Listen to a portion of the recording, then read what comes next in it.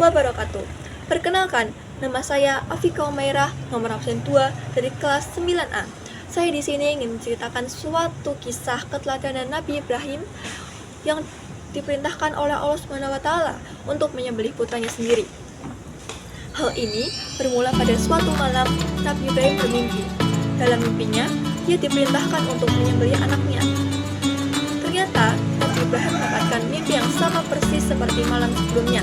Hal ini terjadi sebanyak 3 kali berturut-turut yang menyebabkan Nabi Ibrahim sadar bahwa ini bukanlah mimpi yang biasa, namun wahyu dari Allah SWT yang harus segera dilaksanakan. Betapa beratnya perintah tersebut karena Nabi Ismail adalah putra yang sangat ia sayangi dan sangat ia nantikan kehadirannya.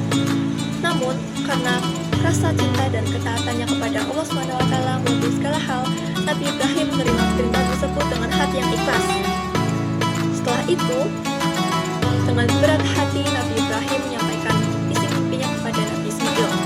Nabi Ibrahim berkata, "Wahai putraku, sungguh, aku bermimpi bahwa aku menyembelihmu. Maka pikirkanlah bagaimana pendapatmu." Dengan penjelasan dari ayahnya, Nabi Ismail dengan tenang namun tegas menjawab, "Wahai ayahku, lakukanlah apa yang diperintahkan oleh Allah SWT kepadamu. Insya Allah, kau akan mendapatku termasuk orang-orang yang sabar." Setelah mereka berdua menyepakati pelaksanaan pengorbanan tersebut, Nabi Ibrahim membawa Nabi Ismail ke Mina dan membaringkannya di atas pelipisnya. Saat menunggu kesedihan itu, Nabi Ismail berkata dan meminta ayahnya untuk mengikat tubuhnya dengan erat, menyingkirkan pakaian agar darah tidak terlihat oleh ibunya, dan mempercepat pelaksanaan agar lebih ringan baginya. Bahwa sungguh kematian itu sangat dahsyat. Apabila engkau telah sampai, maka jangan lupa berikan salamku kepadanya. Nabi Ibrahim melaksanakan apa yang diminta putranya. Lalu ia menciumnya dengan penuh kasih sayang dan menyinangan air mata. Setelah itu, ia mulai mengambil pisau.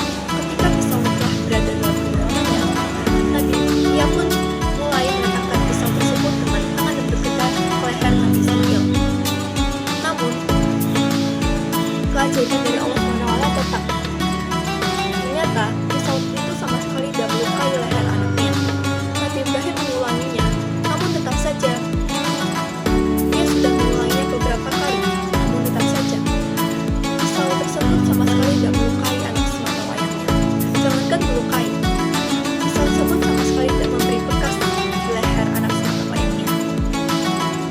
Lalu Nabi Ismail berkata, mengatakan kepada ayahnya bahwa, "Wahai ayahku, sungguh, palingkanlah wajahku hingga diperhatikan olehmu, karena jika engkau melihat wajahku, kau akan merasa iba. Lalu perasaan iba itu dapat menghalangi kita untuk melaksanakan perintah dari Allah SWT.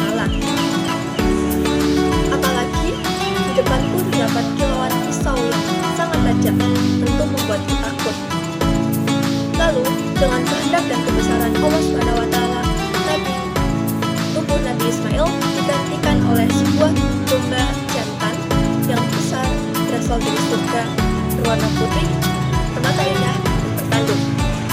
Semua ini adalah suatu mukjizat dari Allah SWT untuk melihat sejauh mana cinta dan ketaatan keduanya kepada Allah SWT. Dan ternyata keduanya telah lulus dalam ujian tersebut. Nabi Ibrahim telah membuktikan ketaatan tulus kepada Allah SWT dengan cara pengorbanan putranya. Hal ini juga yang menjadi awal mula terjadinya umat muslim melakukan ibadah berkurban setiap tahun pada hari raya Idul Adha. Momen ini juga yang seharusnya menjadi pembelajaran bagi kita semua umat muslim agar tetap menjalani perintah Allah dan menjauhi larangannya. Dan momen ini juga menjadi pelajaran untuk berbakti kepada orang tua. Terima kasih telah mendengarkan cerita dari saya. Kurang lebihnya mohon maaf. Wassalamualaikum warahmatullahi wabarakatuh.